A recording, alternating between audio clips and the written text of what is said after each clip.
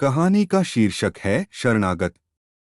इसके लेखक हैं श्री जयशंकर प्रसाद। प्रभातकालीन सूर्य की किरणें अभी पूर्व के आकाश में नहीं दिखाई पड़ती हैं। ताराओं का क्षीण प्रकाश अभी अंबर में विद्यमान है।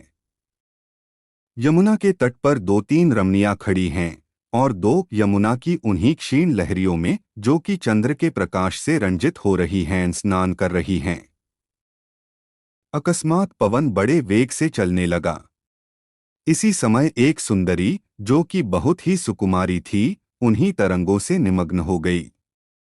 दूसरी, जो कि घबराकर निकलना चाहती थी, किसी कांट का सहारा पाकर तट की ओर खड़ी हुई अपनी सखियों में जा मिली। पर वहां सुकुमारी नहीं थी। सब रोती हुई यमुना के तट पर घूमकर उसे खोजने लगीं। अंधकार हट गया। अब सूर्य भी दिखाई देने लगे। कुछ ही देर में उन्हें घबराई हुई स्त्रियों को आश्वासन देती हुई एक छोटी सी नाव दिखाई दी। उन सखियों ने देखा कि वह सुकुमारी उसी नाव पर एक अंग्रेज और एक लेडी के साथ बैठी हुई है। तट पर आने पर मालूम हुआ कि सिपाही विद्रोह की गड़बड़ से भागे हुए एक संभ्रांत यूरोपियन दंपति उस नौका के आरोही हैं। उन्होंने सुकुमारी को डूबते हुए बचाया है और इसे पहुंचाने के लिए वे लोग यहां तक आए हैं। सुकुमारी को देखते ही सब सखियों ने दौड़कर उसे घेर लिया और उससे लिपट लिपट कर रोने लगीं। अंग्रेज और लेडी दोनों ने जाना चाहा, पर वे स्त्रियां कब मानने वाली थीं। लेडी साहिबा को रुकना पड़ा। थोड़ी देर में यह खबर फैल जाने से उस गांव के जमींदार ठाकुर किशोर सिंह भी उस स्थान पर आ गए। अब उनके अनुरोध करने से विल्फर्ड और एलिस को उनका आतिथ्य स्वीकार करने के लिए विवश होना पड़ा, क्योंकि सुकुमारी किशोर सिंह की ही स्त्री थी जिसे उन लोगों ने बचाया था। चंदनपुर के जमींदार के घर में, जो यमुना तट पर बना हुआ है, पाइमबाग के भीतर एक रविश में 4 कुर्सियां पड़ी हैं।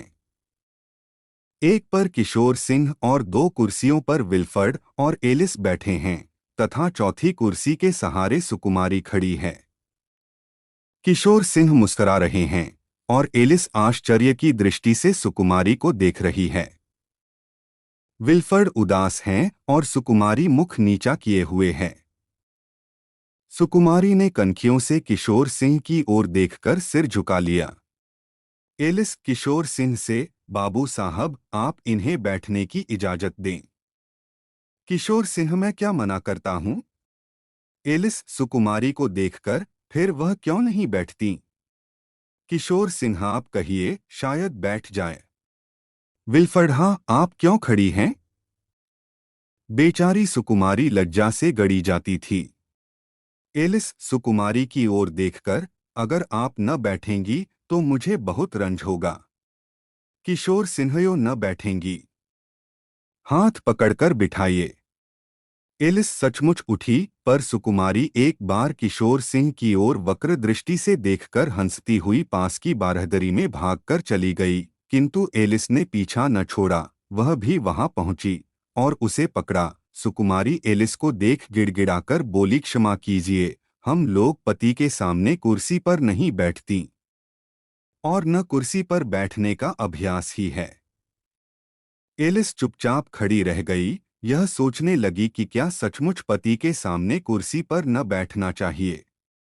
फिर उसने सोचा, यह बेचारी जानती ही नहीं कि कुर्सी पर बैठने में क्या सुख है।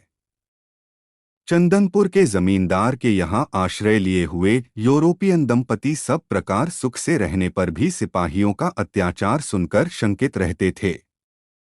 दयालु किशोर सिंह यद्यपि उन्हें बहुत आश्वासन देते, तो भी कोमल प्रकृति की सुंदरी एलिस सदा भयभीत रहती थी। दोनों दंपति कमरे में बैठे हुए यमुना का सुंदर जल प्रवाह देख रहे हैं। विचित्रता यह है कि सिगार न मिल सकने के कारण विल्फर्ड साहब सटक के सड़ाके लगा रहे हैं। अभ्यास न होने के कारण सटक से उन्हें बड़ी अड़चन पड़ती थी। इस पर सिपाहियों के अत्याचार का ध्यान उन्हें और भी उद्विग्न किए हुए था, क्योंकि एलिस का भय से पीला मुख उनसे देखा न जाता था। इतने में बाहर कोलाहल सुनाई पड़ा। एलिस के मुख से ओ माई गॉड निकल पड़ा और भय से वह मूर्छित हो गई। विल्फर्ड और किशोर सिंह ने एलिस को पलंग पर लिटाया और आप बाहर क्या है सो देखने के लिए चले।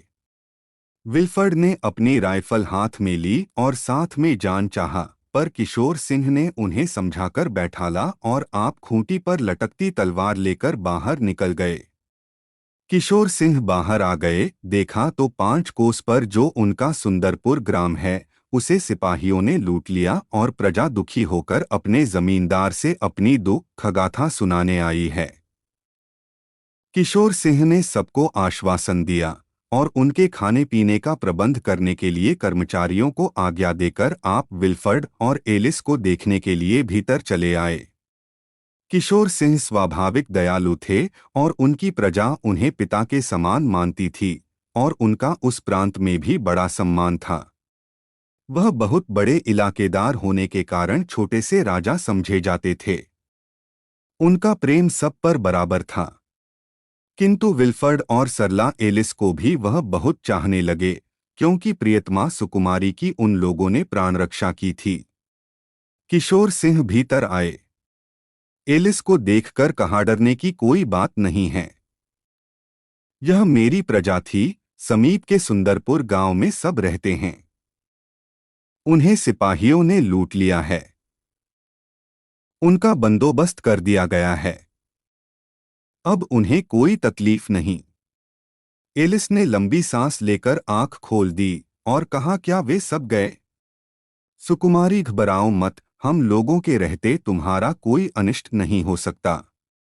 विल्फर्ड, क्या सिपाही रियासतों को लूट रहे हैं? किशोर सिंह, हाँ, पर अब कोई डर नहीं है, वे लूटते हुए इधर से निकल गए। विल्फर्ड, अब हमको कुछ डर नहीं है। किशोर सिंह, आपने क्या सोचा? विल्फर्ड, अब ये सब अपने भाइयों को लूटते हैं तो शीघ्र ही अपने अत्याचार का फल पावेंगे और इनका किया कुछ न होगा। किशोर सिंह ने गंभीर होकर कहा, ठीक है। एलिस ने कहा, मैं आज आप लोगों के संग भोजन करूंगी। किशोर सिंह और सुकुमारी एक दूसरे का मुख देखने लगे।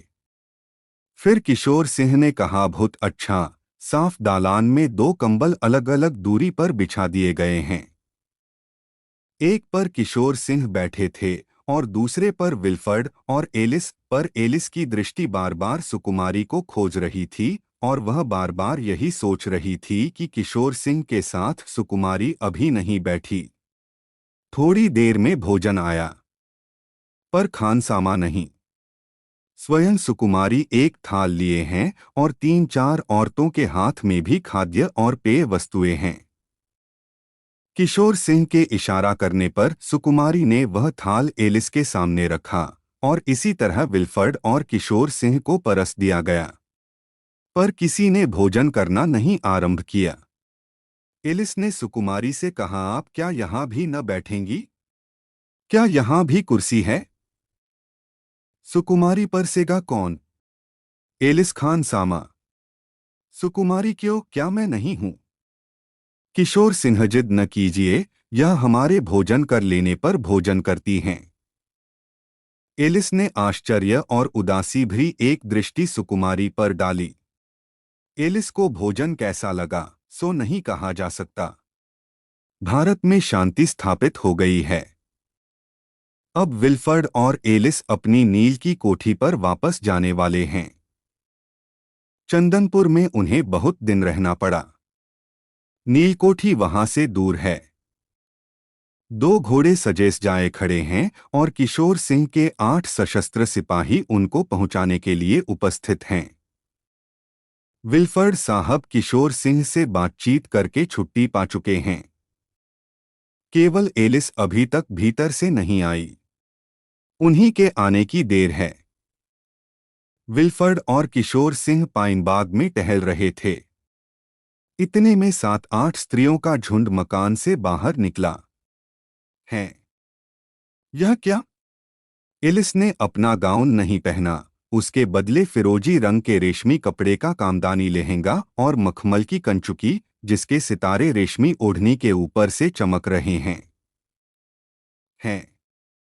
यह क्या? स्वाभाविक अरुण अधरों में पान की लाली भी है, आंखों में काजल की रेखा भी है, चोटी भी फूलों से गूंथी जा चुकी है और मस्तक में सुंदर सा बालरुण का बिंदु भी तो है। देखते ही किशोर सिंह खिलखिलाकर हंस पड़े और विल्फर्ड तो भौंचक्के से रह गए। किशोर सिंह ने एलिस से कहा, आपके लिए भी घोड़ा तैयार है, पर सुकुमारी ने कहा, नहीं, इनके लिए पालकी मंगा दो।